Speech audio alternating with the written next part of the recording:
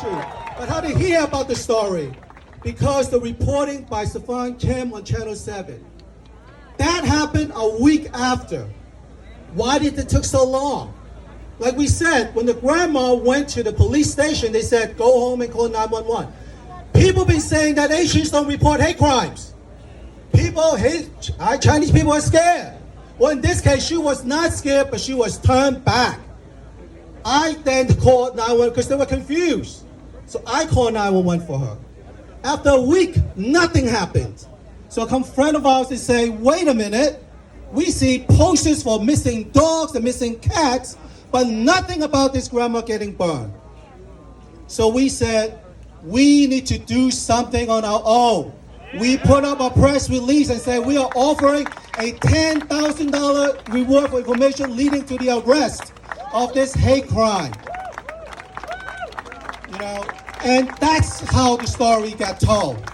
Otherwise, if they done their job, we wouldn't be here. If the story got told, we would not have to be here.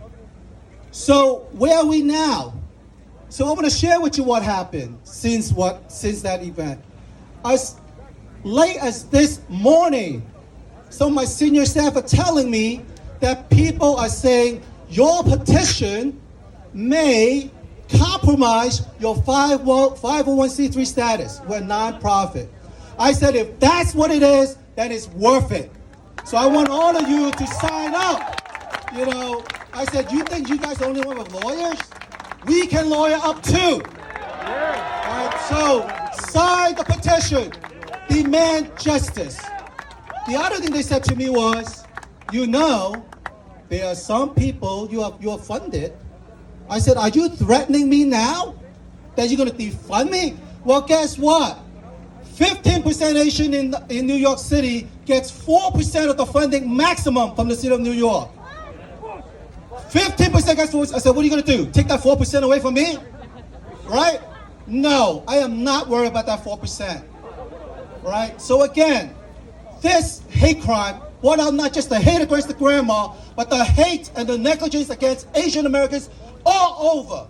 And we live in this city who's supposed to be so progressive. Lucky Boys Podcast. Oh my gosh, guys, Don Lee. He is the head of the... Yeah, so he runs the nonprofit for the Seton Center that the grandma frequents in Brooklyn. He's also a community activist, and he gave us such an impassioned, emotional speech, man. Guys, it hit me. I have it. I recorded it. Yeah. I might put it at the front of this podcast if you guys watching it on YouTube. But if you're listening to it on Spotify, obviously we're not going to throw that in there just for audio purposes, but we will post the whole video on Instagram, so you could check us out, Lucky Boys Podcast on Instagram, and that's where we'll have it. But oh my gosh, Don Lee, holy cow, the passion. And one of the things that he said that really that was striking to me was like, he said they reached out to him, the people that are in power, and threatened to pull this 501c3 status. Yeah. His nonprofit status. They going to take away his money. They threatened to silence him. Again, the silencing of Asian. And this is not something that we're making up. I mean, look, you have someone that runs a nonprofit for senior citizens. Okay? And he helped the 89-year-old grandma because he knew in his heart it was wrong. He knew in his heart it was wrong. So he went with her to help translate and to help make sure that it gets properly filed. I mean, I love this guy. I mean, and in his speech, it really I was already there, but he just William Wallace the shit out that speech, man. It made me go, freedom. Like, oh my gosh, man. Because he was so real, so passionate. There was no just BS with this guy. You know, it was just pure love, passion, justice. It was all the right things, man. He was fighting for the right thing. He was fighting for what's right, morally right. So anyway, I know we're beginning off this podcast pretty damn heavy, but we're fresh off of this. Oh yeah, I still my voice is still hoarse from yesterday. I had a microphone with me, but I was still screaming. Yeah. I didn't need to scream, but then our voices needed to be heard in the community. Right. We're part of the community. It's amazing to see us all come together. And it was funny. I noticed. I looked back, and I saw China Mac, and he's trying to, he saw other people rooting for us, and other Asians or whoever. And China Mac was like, "Come on." Oh yeah, yeah. And then I they love were that, like, they were man. trying to Yeah. rally people off the street. Oh yeah. We saw 'Cause he people, wanted- we see people Yeah, like I was- shopping, and just having brunch and whatever. But dude, the energy, we wanted Yeah. that. We wanted more people. We wanted to like fill up the streets, the sidewalks, and everything, the shops, and And it was fun watching Steve Lee do his thing, and it was great. Everyone had their role. Everyone knew what they needed to do to bring attention to this, and Lex as well. I mean, Lex was constantly. He was spearhead. He was his dude, voice. he is the biggest cheerleader. So bro. powerful. Yeah, he was the biggest voice. Yeah. just resonating through Chinatown. Yeah. And that can't be easy. So people may say whatever they want to say, but I don't care. I don't care. They're fighting for us. And anyone that fights with us or for us, then I'm there to fight with you too. Yeah. We're allies. As far as I'm concerned, I don't care what happened, what is there. I just care about what they're doing now. Yeah. What they're doing, because they don't have to do this. Oh yeah, they have busy lives, bro. They don't have to do this. Yeah, they don't have to. But yeah, I want to just say, like, I'm proud of you guys for doing this. You guys have made this, Everyone like, out there. a great Everyone effort. out there, Everyone out there, everyone who took the time out to go out there on a nice, beautiful day and just like fighting for what's right. Thank you very much, man. Yeah, thank you guys. And it was great to see a lot of people that watched the show, and it was also great to see some of my old friends that I haven't seen in years. Yeah. So let's continue the fight together, guys. I love it. All right. Yeah, Let's but- move on to fun things, huh? Yeah, but Did you don't wanna let say that something? momentum die, though. Like you said, No. make sure you vote. That's Oh, yeah. that's where you hold your power, right? Well, this is the beginning. We have, Yeah.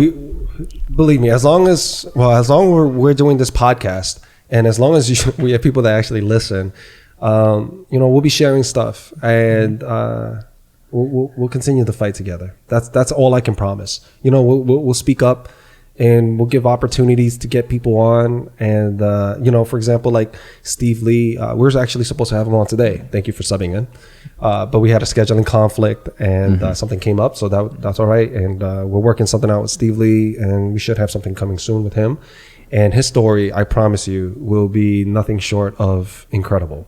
It's like a Martin Scorsese film. man. His life is like a movie. Yeah. Literally, his life is. And speaking of his life is like a movie, China Mac is another one. Mm-hmm. And I also had a discussion with China Mac, and he seemed very receptive. And we'll see if we can get him on in the future. But Steve Lee, I'm very excited to have him on, and the potential of China Mac as well. I know some of you guys has either messaged us or said in the comments to get him on the podcast. And we'll see what happens with that, but Yep. we do want to bring you guys who you want to see, and people that actually personally I would love to talk to them, because I just find them interesting. Oh yeah, definitely. I love their energy, and if I find you interesting, then I definitely want to have a conversation with you, and get to learn a little bit more about you and formulate my own opinion about that, and actually maybe learn something. Oh yeah, I think it would be great to have Don too, because he's super ingrained into Chinatown, like the history of Chinatown. Yeah. So, and he's a very active community activist. So I want to hear from his point of view what happened in the past, because I'm sure he was a young activist back in the day. His voice is so powerful. Oh yeah, I mean, like, it was so you don't get and he has an Asian accent. He has a Chinese accent. You can hear it, but that does not, because people don't like the Chinese accent for whatever reason. It's not sexy, but to me, it made it more powerful. It made it more real. It was just incredible to hear. I love that he had a Chinese accent. It made me just filled with just pride, realness. I wasn't even paying attention to his accent, but I was more listening to his words, and he used the words that he used. It is William Wallace, freedom. He was William Wallace shit. Man. There was no script. It was. He didn't have he wasn't looking at his phone going, "Well, this happened." And yeah, we got a chance from the heart. From the heart, man. Exactly. So we had a chance to speak to Don. His speech, it really affected us, and he said it came straight from the heart. That's what he had nothing. He just came straight from the heart. And he's like, I'm sorry, guys. It just came straight from Yeah. the heart. And I looked at him. He was just like, man, and it made me really want to go like, hey, man, let's fight together. Like, it really made me go, yeah, let's fight together. Let's do this. Let's do this. Let's go to war together. Let's go. Yeah. You know, it was that dude's a general. You know, Oh, I just yeah, love it. definitely. You know, I'll put that out there. I mean, he's definitely he's not afraid to fight, and he's not afraid to speak up. And we need more of us like that. Don is a perfect example of what we need. You Yeah. know, and it is absolutely perfect.